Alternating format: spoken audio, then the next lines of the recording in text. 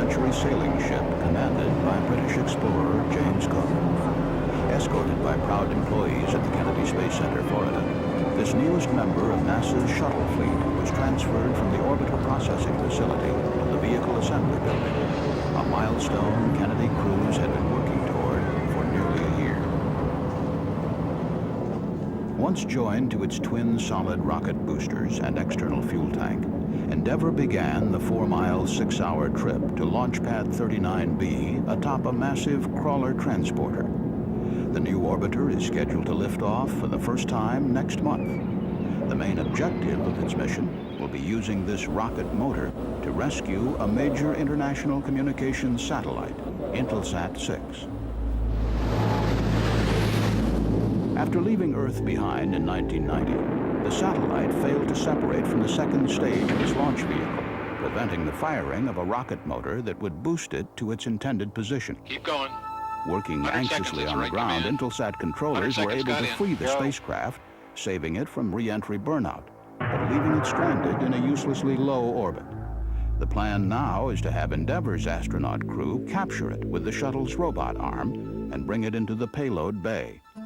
After attaching a replacement rocket motor, they will release the satellite and move the orbiter a safe distance away. Okay, we got a low Intelsat status. mission We're controllers going. will then send commands to fire the booster, propelling it to the proper orbit. Pierre Thuot and Rick Heeb, the astronauts who will perform the necessary repairs, have been training underwater at the Johnson Space Center in Houston. Wrist tether, and you just kind of grab the shaft of the PFR. In addition to their work with the satellite, they will again spacewalk on Flight Day 6 to evaluate techniques for building Space Station Freedom.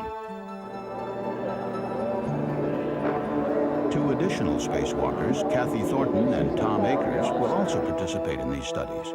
The primary objective is demonstrating the capability to perform extravehicular activities, or EVAs, on 3 consecutive days. At Endeavour's controls throughout the flight will be Commander Dan Brandenstein and co-pilot Kevin Chilton. Mission specialist Bruce Melnick, responsible for operating the shuttle's robot arm, rounds out the 7-person crew. As rehearsed with this B-52 aircraft, Endeavour will complete the flight by touching down on a dry lake bed in California, a new drag chute helping bring to a close the orbiter's maiden voyage and the most ambitious EVA mission ever undertaken. Ready to go into the poise for capture position.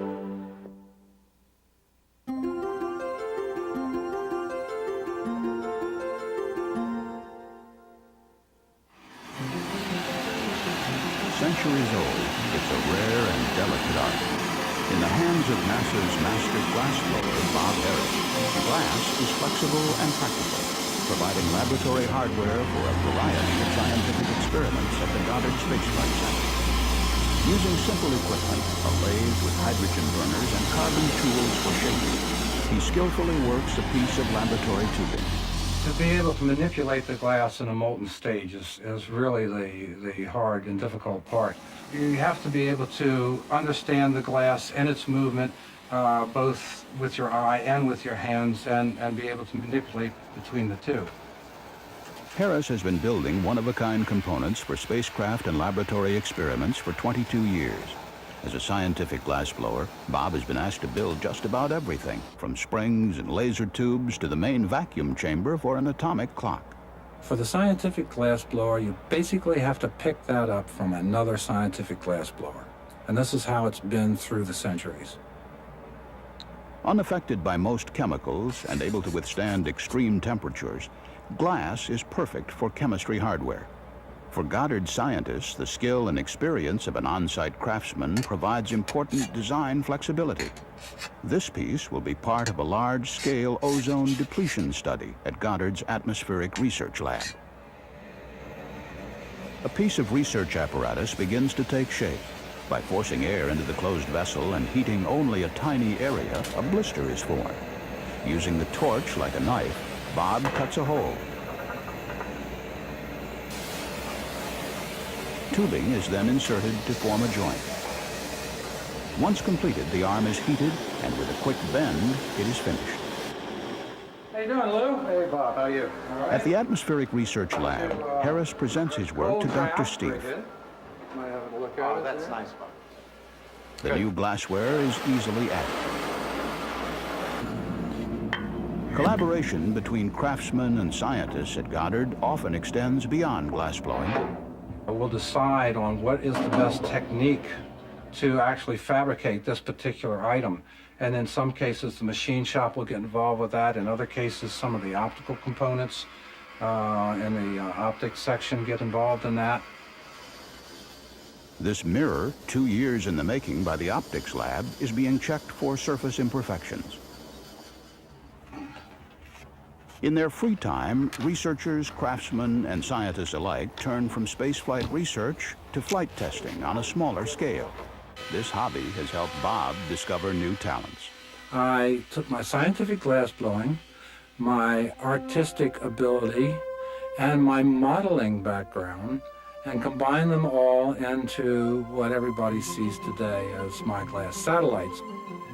Delicate glass sculptures have been created for exhibits, as well as national and international leaders to represent NASA's space achievements, each of them carefully constructed using techniques perfected through years of scientific work. Glassblowing, mixing centuries-old craftsmanship with the vital scientific needs of today.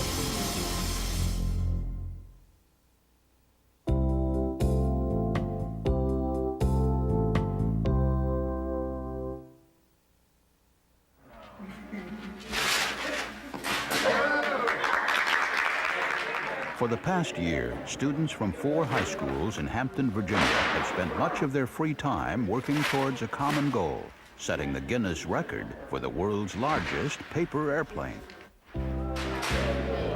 Dr. Ferdinand Grossfeld, a Lockheed supervisor working at NASA's Langley Research Center, came up with the idea as a way to get students excited about engineering and science.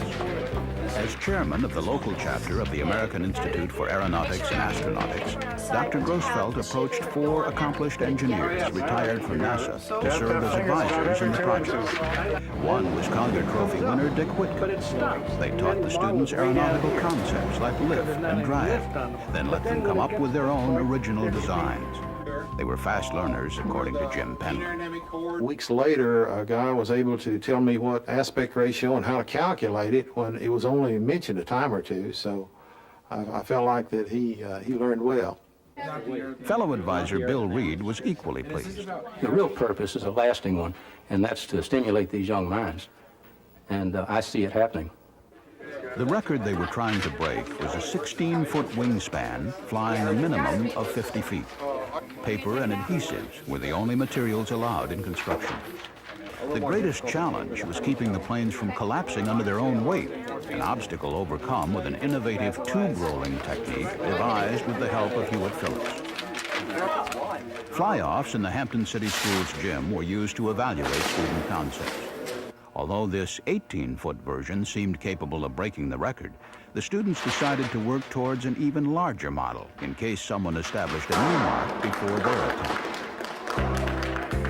As part of the project, the students visited NASA Langley facilities, including this subsonic wind tunnel, where they participated in an aerodynamic study involving a scale model of a transportation aircraft. Thanks to Virginia soaring, they were also able to experience firsthand the forces on a giant paper-like plane, taking rides in a glider piloted by NASA contract engineer Mohamed Tekalou.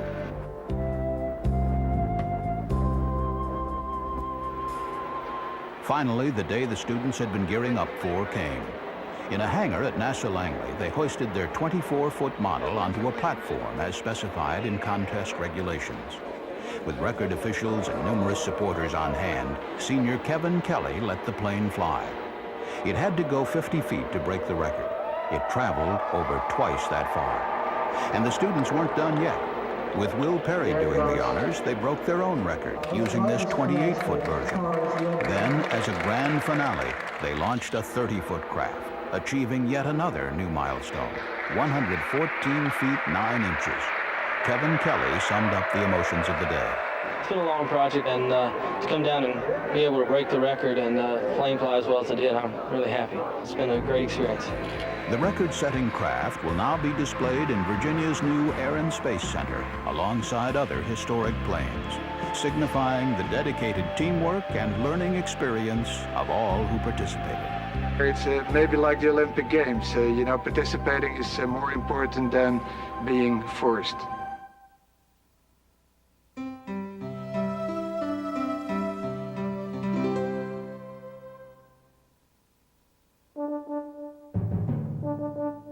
From its beginning, the space program has given us images that are benchmarks of America's technological achievements, capturing the symbolic moments and giving us an eloquent record of the human journey. Bill Taub was able to capture the essence of the space program in his work. From the time NASA began in 1958 through the last Apollo flight in 1975, he photographed every significant aeronautics and space event. Bill likes to joke that he was a photographer for NASA even before the agency was formed. In the 1940s and 50s, he worked as a wind tunnel photographer for the National Advisory Committee for Aeronautics, NACA, in Langley, Virginia. After hours, Bill worked alone, setting up his bulky 8x10 camera in the cavernous tunnels. This pioneering work let the public see aeronautical research as never before. The first pictures that I made were more or less general wind tunnel type photographs. And I would look at these and I would see a way to make them a little more artistic. In 1958, NACA became NASA, and Bill Taub was sent to Washington, D.C. as the agency's senior photographer. He was assigned to the original 7 astronauts, covering all aspects of their lives. Alan Shepard, the first American in space, looks back on the early days. We were really pioneering in so many ways, and even the training exercises, there was tension. And I think Bill captured that. He captured the spirit of the occasion extremely well. But he was a member of the family, and not only in the early days, but for over 30 years. During much of the training, closed-door engineering meetings, and missions, Bill was the only photographer allowed access. There was pressure to capture the moments that said it all. John Glenn made history the day he entered his Mercury capsule. Taub knew he had to provide coverage that would satisfy photo editors all over the world. He did. During his career, he received many awards, among them Photograph of the Year for coverage of Gordon Cooper's flight in 1963. In 1969, the world watched as astronauts Armstrong, Aldrin, and Collins carried out America's first mission to the moon. They became instant celebrities. After their return to Earth, they visited 24 countries and 27 cities in 45 days. For Bill, covering this world tour was a special highlight. Bill grew up in an era when travel by rail was everything and landing on the moon was only a dream. Trains became a lifelong hobby. Retired from NASA in 1975, Bill now enjoys conducting train models collected and built over the years. When he's not tinkering with his train collection, Bill enjoys leafing through some very special books, each page a memory, a glimpse of history in NASA's photo album, which he helped create.